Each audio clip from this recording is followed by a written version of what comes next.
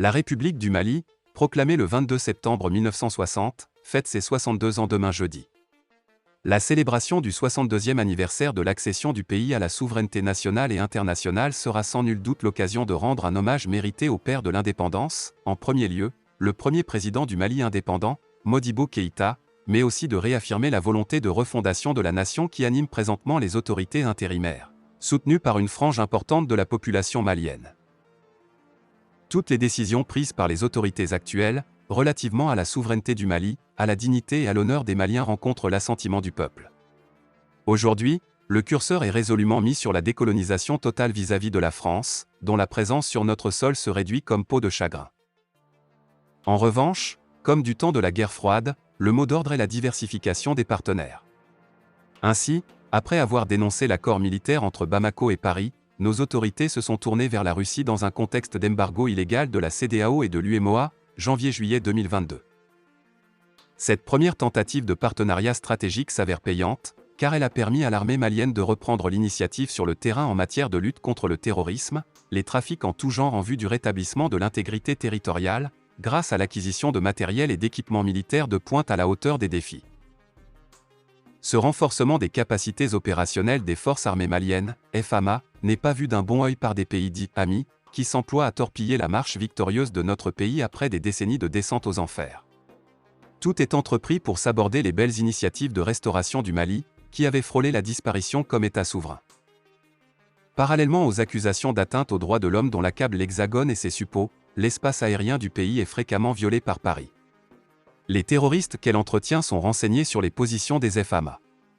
Toute chose qui motive la plainte introduite par le Mali contre la France au Conseil de sécurité des Nations Unies.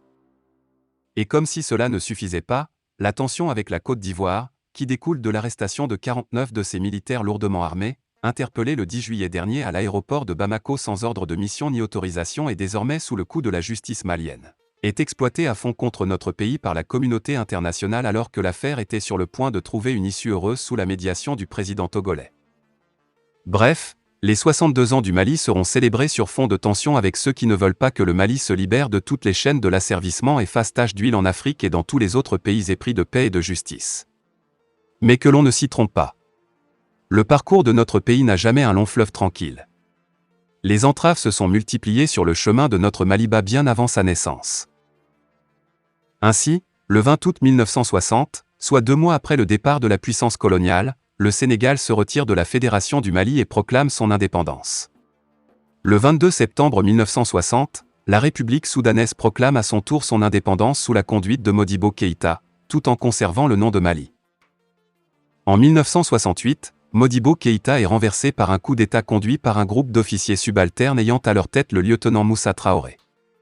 Le 26 mars 1991, celui-ci est renversé à son tour par le lieutenant-colonel Amadou Toumani Touré.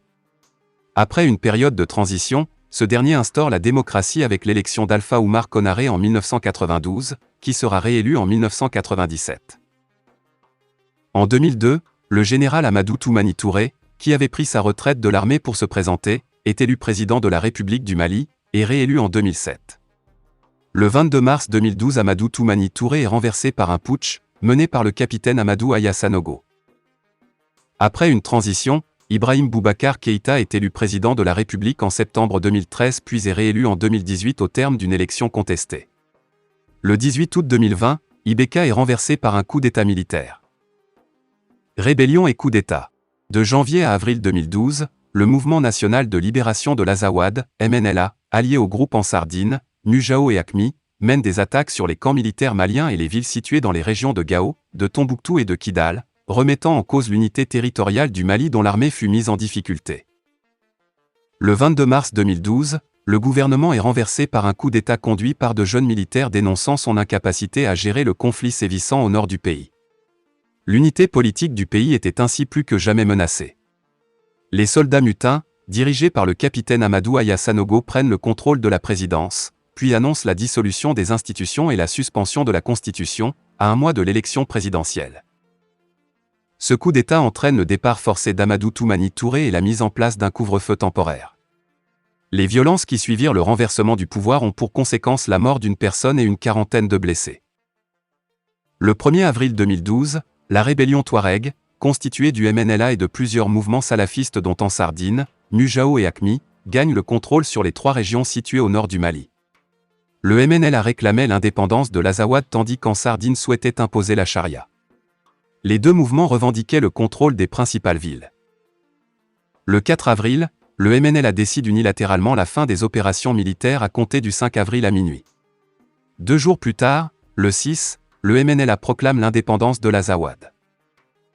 La proclamation de l'indépendance de l'Azawad par les Touaregs du MNLA est condamnée de façon catégorique par les différents partis maliens ainsi que par l'Union africaine et la communauté internationale. Ces partis affirment que l'intégrité territoriale du Mali n'est pas négociable et souhaitent que le MNLA revienne à la raison, de gré ou de force.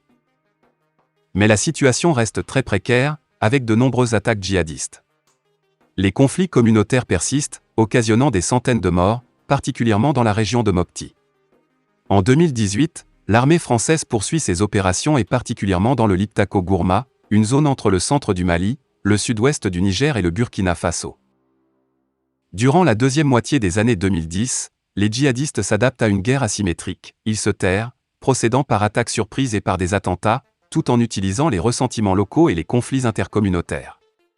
Un piège se referme progressivement sur les troupes françaises, de plus en plus critiquées localement, poursuivre le combat avec un risque d'enlisement et de compromission ou se retirer. En 2020, dans un contexte d'élections législatives contestées et de manifestations massives menées par le M5 RFP 26, le président Ibrahim Boubacar Keïta est arrêté par des mutins et démissionne sur les ondes de l'ORTM, à minuit le 19 août 2020. Quelques heures plus tard, le Comité national pour le salut du peuple prend le pouvoir. Il est présidé par Assimi Goïta et dispose des services d'Ismaël Ouagé comme porte-parole. Ce coup d'État est condamné de manière unanime par la communauté internationale. Le 24 mai 2021, le président de transition Bandao et le premier ministre de transition Mokhtar Ouane sont interpellés et conduits sous escorte militaire à Kati. Le lendemain, le colonel Assimi Goïta démène Dao et Ouane de leurs fonctions. À la suite de ce coup d'État, la France décide de mettre un terme à l'opération Barkhane et appuie le développement international de la Task Force Takuba notamment pour sécuriser la région du Liptako. Les autorités maliennes responsables du coup d'État s'engagent auprès de la communauté internationale à organiser des élections présidentielles et législatives avant le 27 février 2022. Cet engagement non tenu et le partenariat des autorités maliennes avec le groupe paramilitaire russe Wagner conduisent le 17 février 2022 à l'annonce du retrait de la Task Force Takuba. Le 16 mai 2022, le gouvernement d'Assimi Goïta révèle avoir réussi à déjouer un coup d'État mené par des militaires maliens dans la nuit du 11 au 12 mai. Selon les sources officielles du gouvernement, cette tentative de putsch avorté a été soutenue par un État occidental. Les autorités se sont engagées à rétablir l'ordre constitutionnel, une nouvelle constitution est en cours de rédaction, une autorité indépendante de gestion des élections, EGE, est créée, un chronogramme des élections est publié. Comme pour dire que le Mali tanguera mais ne sombrera jamais. Bonne fête d'indépendance à tous. Fin de la vidéo, merci pour votre attention.